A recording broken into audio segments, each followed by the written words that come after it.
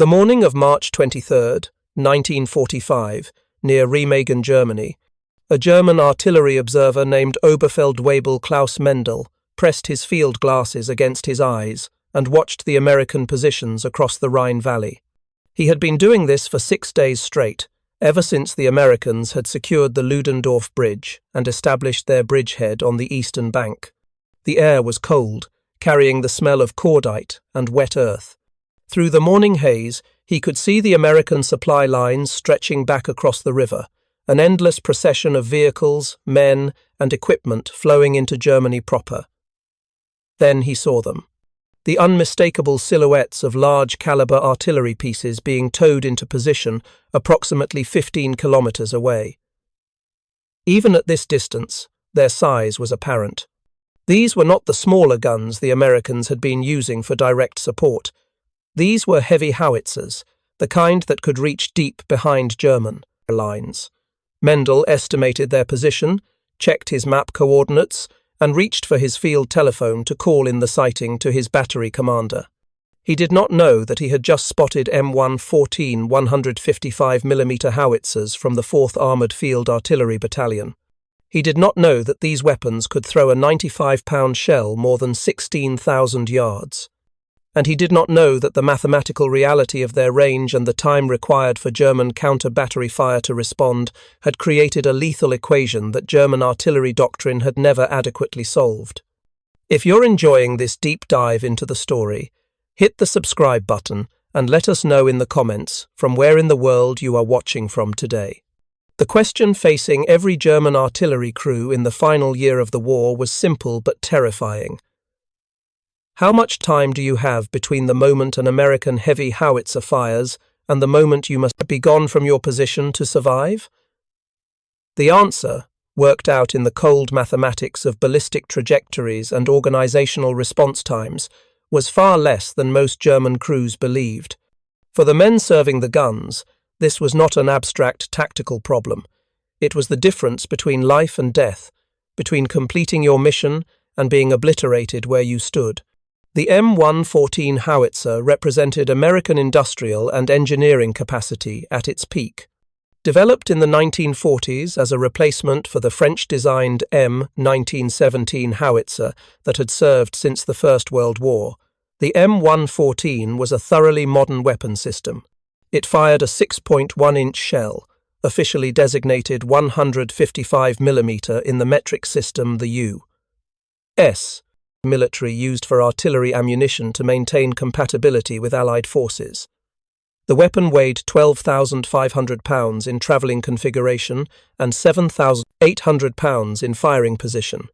It required a crew of 11 men operating with coordinated precision to achieve its maximum rate of fire of 4 rounds per minute for short periods, or a sustained rate of 2 rounds per minute over extended bombardments.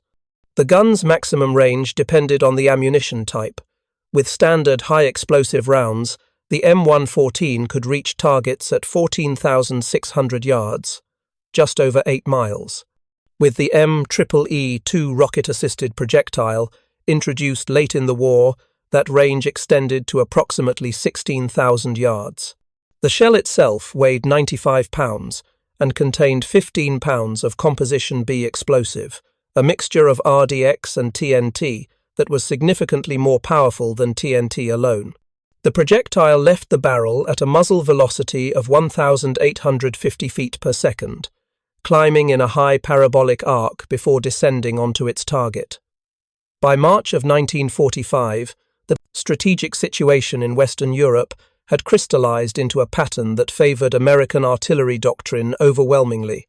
The Wehrmacht was conducting a fighting withdrawal across Germany, attempting to delay the Allied advance while preserving forces for what German High Command hoped would be negotiated peace terms or, in the delusions of the most fanatical, a miraculous reversal of fortune.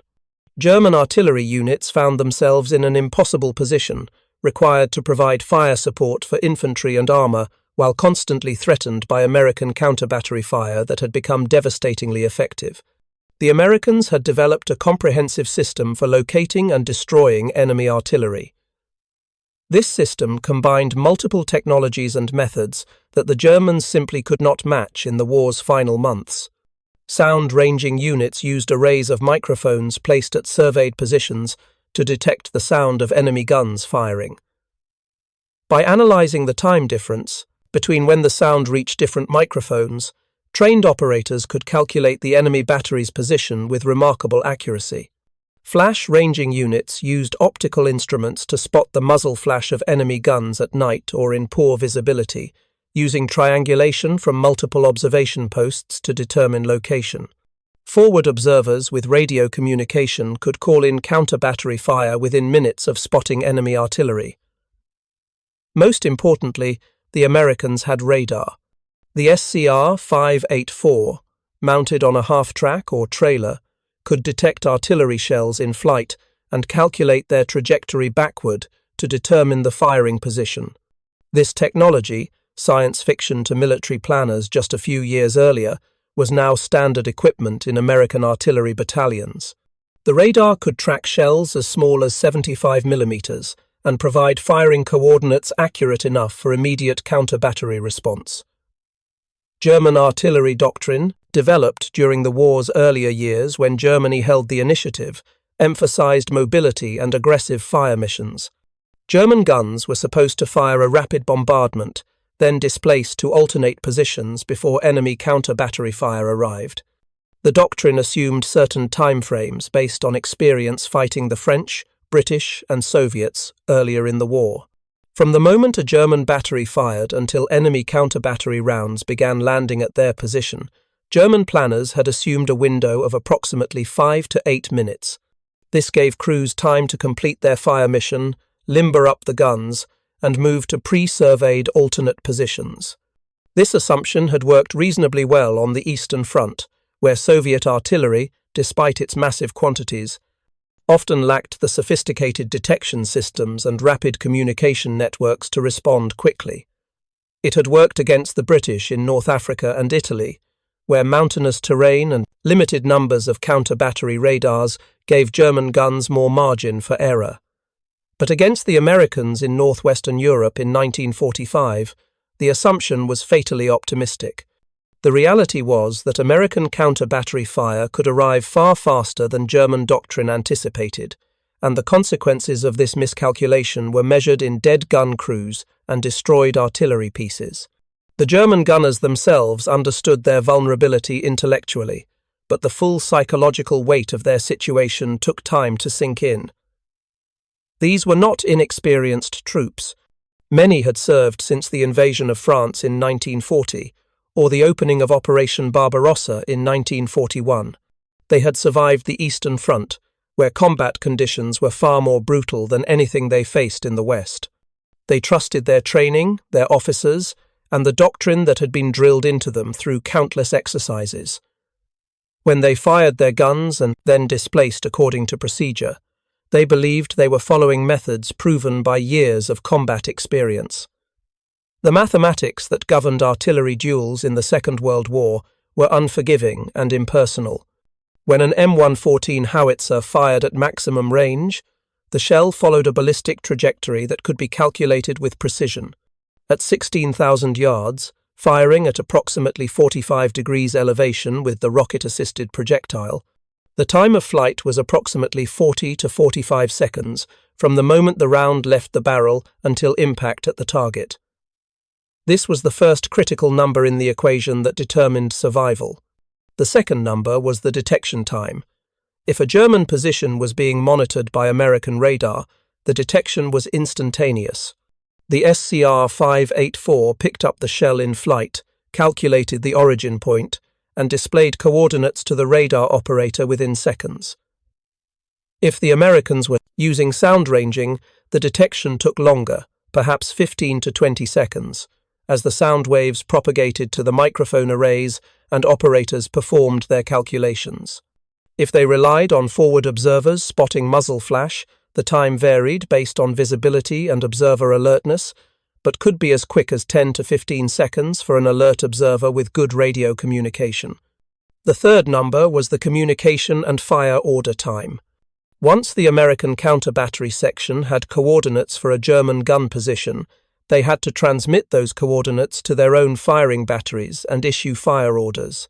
With radio communication, which the Americans had in abundance, this took approximately 1 to 2 minutes. The Fire Direction Center had to calculate firing data. The gun crews had to receive their orders, lay the guns on target, load ammunition, and prepare to fire. The fourth number was the flight time of the American counter-battery rounds. If the American M114 battery was positioned at maximum range from the German guns they were targeting, their shells would take approximately the same 40 to 45 seconds to reach the German position. If they were closer, which was often the case, the flight time was proportionally shorter. Adding these numbers together revealed the lethal reality. From the moment a German gun fired until American counter-battery rounds began impacting their position, the elapsed time could be as little as 2 to 3 minutes under optimal American conditions, or as much as 5 to 6 minutes under less favorable circumstances. The German doctrine that assumed 5 to 8 minutes of safety margin was based on outdated experience that did not account for American technological advantages and organizational efficiency. 2 to 3 minutes does not sound like much time, and indeed it was not. But for German gun crews who understood what they needed to accomplish in that window, it represented a frantic race against death that they had to win every single time they fired. The procedure for displacing a heavy artillery piece was not simple or quick. The gun had to be secured, the trail spades lifted from the ground, the piece limbered to its prime mover, and the entire battery had to move out of the position along routes that were often muddy, cratered, or under observation. The German artillery crews facing American counter-battery fire in 1945 were organized according to doctrine that had been refined throughout the war, but was fundamentally based on principles established in the 1920s and 30s. A typical German heavy artillery battery consisted of 4 guns, either 105mm FH-18 Howitzers or 150mm SFH-18 Howitzers, each served by a crew of 8 to 10 men. The battery commander, usually an Oberleutnant or Hauptmann, directed fire missions from a command post positioned with good observation of the target area and communication with higher headquarters. Each gun crew had trained extensively in the displacement drill that was supposed to keep them alive. The procedure began the moment the battery commander gave the order to cease fire and displace. The gun captain would shout the command, and the crew would immediately begin securing the weapon. 2 men would remove the camouflage netting that concealed the position. 2 others would begin collapsing the ammunition ready racks and loading remaining rounds onto the limber or ammunition trailer. The remaining crew members would prepare the gun itself for movement. The howitzer had to be returned to travelling configuration. The trail spades, large metal plates that had been dug into the ground to absorb recoil, had to be lifted clear. This required either manual effort with crowbars, or, if the ground was soft, simply backing the prime mover against the trail and lifting. The barrel had to be traversed to the center position and locked. The breech had to be secured. The recoil mechanism had to be set for travel. Each of these steps took time and required men working together with practiced coordination. Then came the limbering.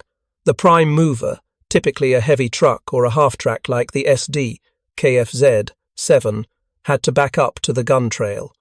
The trail lunette, a large ring at the end of the gun's trail, had to be lifted onto the pintle hitch of the prime mover and locked in place. Electrical connections for the gun's lighting had to be made if the battery was displacing at night. The crew had to board their transport, usually a truck following behind the prime mover. Under ideal conditions, with a well-trained crew and good ground, this entire process took approximately 4 to 5 minutes from the command to displace until the battery was rolling out of position. Under combat conditions, with tired men, muddy ground, and the stress of knowing that counter-battery fire was inbound, the time stretched longer. 6 to 7 minutes was more realistic for batteries that had been in sustained action. The alternate positions that German batteries displaced to were supposed to be surveyed in advance. German artillery doctrine emphasized preparation. Each battery position should have 2 or 3 alternate positions already identified, with firing data pre-calculated for likely targets so the battery could resume fire quickly after displacing. In practice, by March of 1945, this level of preparation was increasingly difficult to maintain. The Germans were in retreat, occupying positions for days or sometimes just hours before withdrawing further east. There was not always time to conduct proper survey work or pre-calculate firing data. The men serving these guns understood the theory of their survival. They understood that they had a window of time after firing before enemy counter-battery arrived. They understood the displacement drill and had practiced it countless times. What they did not understand, because their officers could not tell them, or perhaps did not know themselves, was that the Americans had changed the equation. The technological and organizational advantages the US Army brought to bear had compressed the timeline so severely that following Doctrine by the book was no longer sufficient for survival. The German soldiers themselves came from varied backgrounds. By 1945, artillery units contained a mixture of veterans who had survived years of combat and replacements who had only basic training. Some of these replacements were teenagers, drafted in the desperate manpower shortages of the war's final months. Others were older men, pulled from rear echelon duties or recovered from wounds received earlier in the war. The artillery was considered less physically demanding than the infantry, so men who were not fit for frontline infantry service often ended up in gun crews. These men lived in conditions that had deteriorated significantly from the early war years. Food was increasingly scarce, with rations reduced to levels that left men constantly hungry. A typical daily ration for a German soldier in March 1945 consisted of perhaps 700 grams of bread, usually dark bread made with potato flour or other substitutes, a small amount of margarine or lard, some sausage or canned meat if available, a watery soup made from dehydrated vegetables, and ersatz coffee made from roasted grain. Real coffee, real chocolate, cigarettes made from actual tobacco rather than substitute materials, these luxuries from earlier in the war had disappeared. The German battery that Oberfeldwebel Mendel had reported to was the 2nd Battery of Artillery Regiment 312, positioned in woods approximately 8 kilometers east of the Rhine bridgehead. The battery commander, Hauptmann Werner Vogel, received the fire mission at 0830 hours. American forces were massing for an attack. Division headquarters wanted artillery fire on the approach routes to disrupt their assembly. Vogel checked his maps and calculated the firing data. The targets were at extreme range for his 4 105mm Howitzers, approximately 12,000 yards. He would need to fire at near maximum elevation, which meant reduced accuracy, but headquarters wanted fires regardless. He issued the fire mission to his gun captains. The guns were already in position, concealed under camouflage netting in a tree line that provided overhead cover from aerial observation. At 0845, the battery fired its first volley. 4 guns spoke nearly simultaneously, the sharp crack of the discharging propellant, followed by the metallic clang of the recoiling mechanisms. The crews immediately began reloading. Vogel had ordered 20 rounds per gun, a significant expenditure of their limited ammunition, but necessary to have any effect at that range. The guns fired in a steady rhythm, approximately 2 rounds per minute per gun. Smoke and dust filled the position despite the morning breeze. Across the valley, at a distance of approximately 14,000 yards, an American counter-battery radar section detected the German fire. The SCR-584 radar, operated by technicians from the 7th Field Artillery Observation Battalion, picked up the shells in flight within seconds of their firing. The radar operator watched his scope as the returns appeared, traced the trajectory backward using the calculating equipment integrated into the radar set, and called out coordinates to the section chief. The section chief, a sergeant who had been doing this job since Normandy, verified the coordinates on his map and immediately called them in to the Fire Direction Center of the 4th Armored Field Artillery Battalion. The transmission took less than 30 seconds.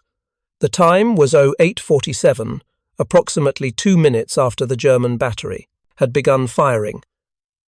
At the American Fire Direction Center, The officer on duty received the coordinates and immediately designated them as a priority counter-battery target. The fire direction team calculated the required firing data for their M114 Howitzers. Range to target, 14,200 yards. Deflection from their current gunline orientation. Propellant charge, fuse setting. The calculations took approximately 90 seconds, performed by trained men using firing tables and mechanical calculators. The fire order went out by radio at 0849. Battery A of the 4th Armoured Field Artillery was designated to fire the mission. 4 M114 Howitzers received the command. Gun crews who had been standing easy near their weapons moved to their positions with practiced speed. Loaders grabbed 95-pound shells from the ammunition storage, carried them to the guns. Assistant gunners verified the fuse settings. Gunners traversed and elevated their weapons according to the firing data, using hand wheels that moved the massive barrels with mechanical advantage. At 0851, the American battery fired. 4 155mm shells left the barrels within 10 seconds of each other, the deep boom of the discharging howitzers echoing across the American positions. The shells climbed into the morning sky on their ballistic arc, reaching an apex of several thousand feet before beginning their descent toward the German battery position 8 miles away. If you find this story engaging, please take a moment to subscribe and enable notifications. It helps us continue producing in-depth content like this. Back at the German position, Hauptmann Vogel's battery was completing its fire mission. The 20th round had just been fired from each gun at 0853. Vogel gave the command to cease fire and displace. The gun crews immediately began their drill. Camouflage netting came down. Ammunition was secured. The trail spades were lifted from the ground, requiring significant effort because the repeated firing had driven them deep into the soft earth. The German crews worked with the speed that comes from training and fear. Every man in the battery knew that American counter-battery fire was a near certainty after a sustained fire mission like the one they had just completed. They had perhaps 5 minutes, maybe 6 if they were lucky, before the first American shells arrived. The prime movers, 3 Opel Blitz trucks and 1 captured Soviet truck, backed up to the gun trails. Men wrestled the trail lunettes onto the pintle hitches. At 0855, the first gun was limbered and ready to move. The crew climbed aboard their transport truck. The driver put the vehicle in gear and began pulling the howitzer out of the firing position toward the forest trail that led to their alternate position 2 kilometers away. The second gun was limbered 30 seconds. Later, the crew was boarding their truck when they heard it. The sound of incoming artillery shells is distinctive to anyone who has experienced it. It begins as a distant whistle, almost like wind, but rapidly grows louder and higher in pitch as the shell approaches. Experienced soldiers can judge roughly how close a shell will land by the sound. A shell that will land far away maintains a relatively steady tone. A shell that will land close, that will land on you, has a rising scream that terminates in an explosion before you have time to react. The German crews heard the rising scream. Men who had been loading equipment onto trucks threw themselves flat on the ground. Men who had been standing near the guns dove for any cover they could find, behind trees, into drainage ditches, behind the guns themselves. The first American 155mm shell impacted at 0856, less than 4 minutes after the German battery had begun firing. The shell struck approximately 20 meters from gun number 3, which was still being limbered. The explosion was enormous. 95 pounds of projectile carrying 15 pounds of Composition B explosive detonated on impact. The blast created a crater 6 feet deep and 15 feet across. Shrapnel, fragments of the shell casing moving at supersonic velocity, scythed through the area. Trees were shredded. The thin armor of the nearby truck was penetrated in dozens of places. 2 crew members who had been standing near the truck were killed instantly, their bodies torn by multiple shrapnel impacts. The second shell arrived 3 seconds later, landing between guns 3 and 4. The third shell struck directly beneath gun 4, which had not yet been limbered. The explosion lifted the 2.5-ton howitzer off the ground and dropped it back down with the trail assembly bent and the barrel knocked off true. The weapon was completely destroyed. One crew member who had been working on the trail was killed by the blast itself, his body found 30 meters away. 2 others were severely wounded by shrapnel. The fourth shell landed near the ammunition storage point. It struck close enough to the stacked ammunition that several rounds were detonated by the explosion. These secondary explosions added to the carnage, throwing fragments and unexploded shells across the position. A 5th shell arrived, then a 6th. The American battery was firing for effect, 4 guns putting rounds downrange as quickly as they could load and fire. Hauptmann Vogel, who had thrown himself into a slit trench at the first impact, counted the explosions. 8, 9, 10 shells landed within the battery position over the course of approximately 2 minutes. The Americans were firing a steady bombardment, adjusting their aim based on what their radar could see or simply walking their fire across the area where they knew the German guns were located. The forest that had provided concealment was now a killing zone, trees splintered by explosions, the ground torn by craters. When the American fire finally ceased, Vogel emerged from his trench to assess the damage. Gun number 1 had escaped and was already moving down the trail toward the alternate position. Gun number 2 had been limbered and was attempting to move, though its prime mover had taken shrapnel damage and was leaking coolant. Gun number 3 was still in position, but appeared undamaged except for the truck, which was destroyed. Gun number 4 was a total loss, the barrel and carriage damaged beyond field repair. The ammunition point had been largely destroyed, with unexploded rounds scattered across the area that would have to be abandoned. The human cost was severe. 4 men were confirmed dead at the scene. 5 others were wounded seriously enough to require immediate evacuation. 2 more had minor wounds but could still function. Out of a battery strength of 40 men, Vogel had lost nearly a quarter of his personnel in less than 3 minutes of bombardment. And all of this had happened despite following procedure, despite beginning displacement immediately after completing the fire mission, despite doing everything the Doctrine said they should do.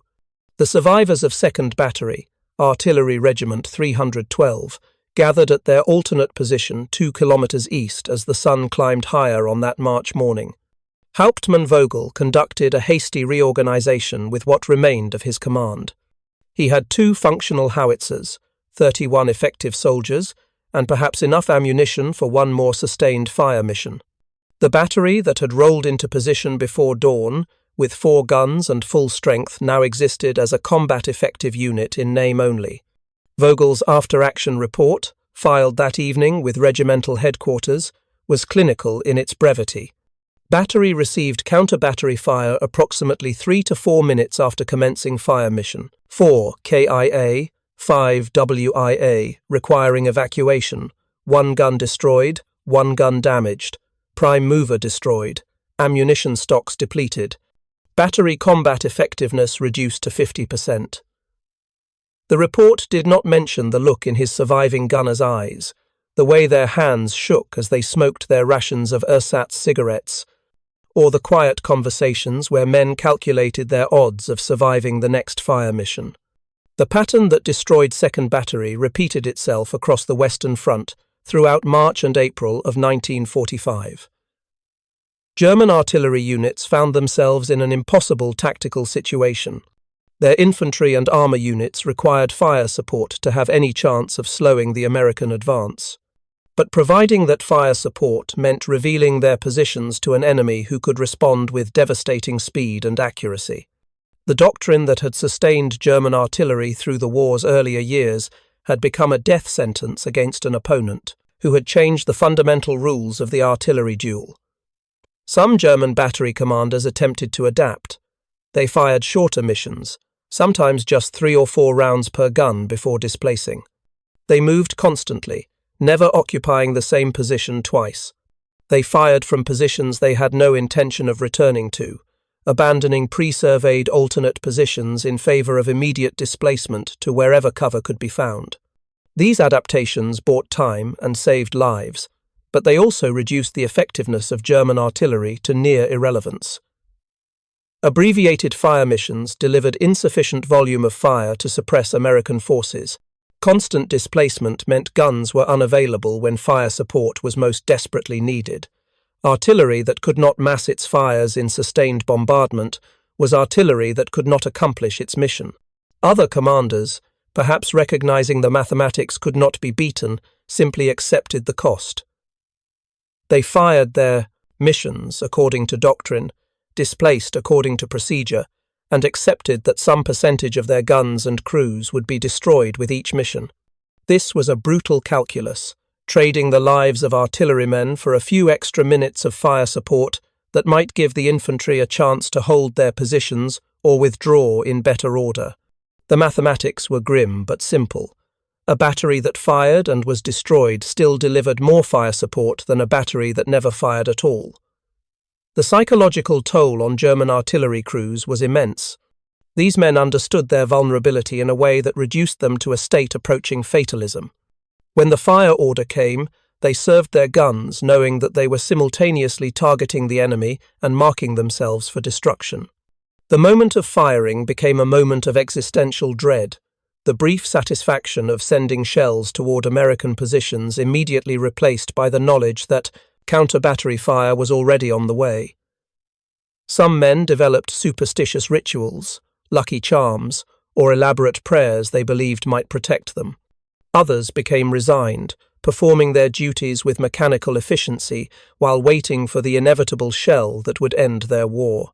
The effectiveness of American counter-battery fire in the war's final months represented the culmination of years of doctrinal development, technological innovation, and industrial capacity working in concert. The system that destroyed German artillery batteries in minutes was not the product of any single weapon or technology, but rather the integration of multiple capabilities into a comprehensive fire support architecture that the Germans simply could not match. The foundation was technology. The SCR 584 counter-battery radar, the sound-ranging arrays, the radio networks that allowed fire orders to flow from observers to firing batteries in seconds rather than minutes, were force multipliers that changed the fundamental nature of artillery warfare. But technology alone was insufficient. The Americans had welded these technologies together with doctrine, training, and organizational structures that allowed them to execute counter-battery missions with a speed and precision that seemed impossible by the standards of early war experience. American forward observers operated far forward with the infantry, equipped with portable radios that gave them direct communication with fire direction centers. When they spotted German artillery, they could call in coordinates and have shells in the air within 2 to 3 minutes. The fire direction centers themselves were staffed by men who had trained extensively in the mathematical calculations required to translate target coordinates into firing data. They used standardized procedures that eliminated wasted time and confusion. The gun crews had practiced their loading and firing drills until they could sustain rates of fire that German crews, often undermanned and poorly supplied by this stage of the war, simply could not match. The industrial capacity that supported this system was perhaps its most overwhelming aspect. American artillery battalions never worried about ammunition shortages. When a counter-battery mission was called, the guns fired until the target was destroyed or suppressed, expending dozens or even hundreds of shells without concern for conservation. The shells themselves were manufactured to exacting specifications that ensured consistency and reliability. The propellant charges were uniform, the fuses dependable, the logistics chain that moved ammunition from factories in America to firing batteries in Germany functioned with clockwork efficiency. German artillery, by contrast, struggled with every aspect of this system. Ammunition was rationed carefully because industrial production could not keep pace with expenditure. The quality of late-war German artillery. Ammunition was inconsistent, with propellant charges varying enough to affect accuracy and fuses that sometimes failed to function. The logistics system that should have kept batteries supplied with ammunition and replacement parts had broken down under the strain of retreat and Allied air interdiction.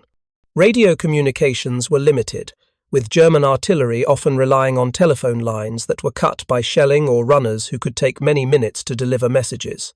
The Americans had created what military theorists would later recognize as a system where the whole was greater than the sum of its parts.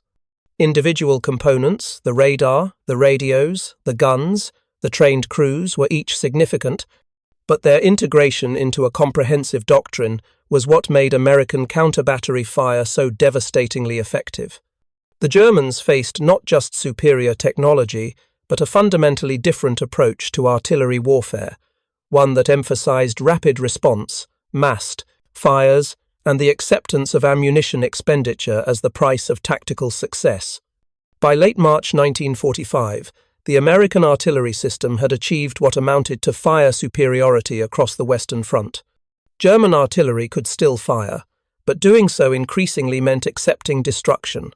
The 2-minute window between firing and counter-battery impact had become an iron law that German doctrine could not overcome. Units that attempted to fight according to pre-war methods were destroyed.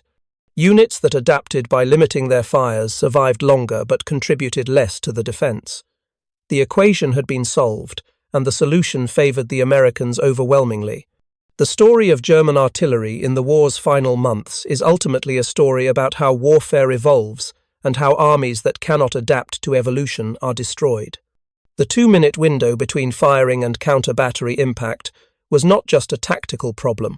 It was a symbol of how thoroughly the Preußes Germans had lost the technological and organizational competition that determined modern warfare's outcome. The methods that had worked in Poland, France, and the early campaigns in Russia had been rendered obsolete by an opponent who had learned, adapted, and innovated faster. For the individual soldiers who served German artillery batteries in 1945, the legacy was measured in survival rates and traumatic memory. The men who lived through this period carried with them the knowledge that they had been asked to perform an impossible task. They had been ordered to provide fire support while facing an enemy who could destroy them faster than Doctrine said was possible.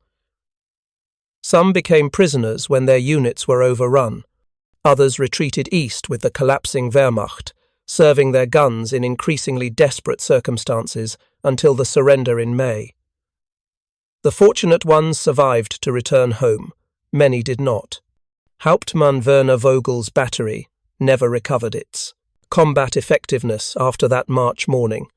Reconstituted with replacement personnel and salvaged equipment, the unit continued to fight in the retreat across Germany, but it never again possessed the cohesion and capability of a properly organized artillery battery. Vogel himself survived the war and was captured by American forces in late April.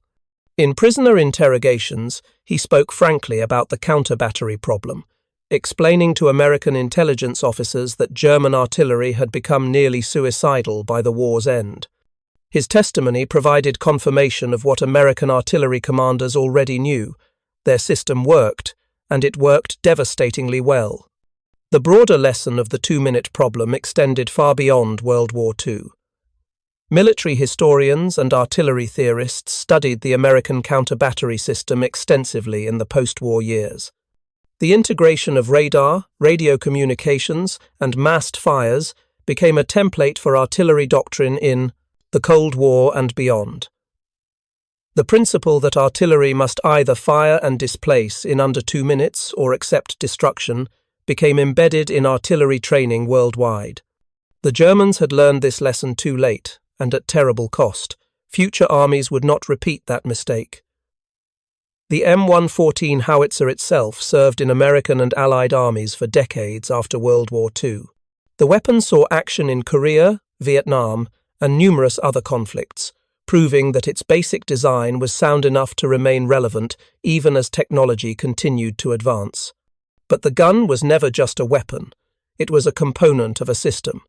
And that system, the integration of detection, communication, and fires, was the real innovation that changed artillery warfare forever.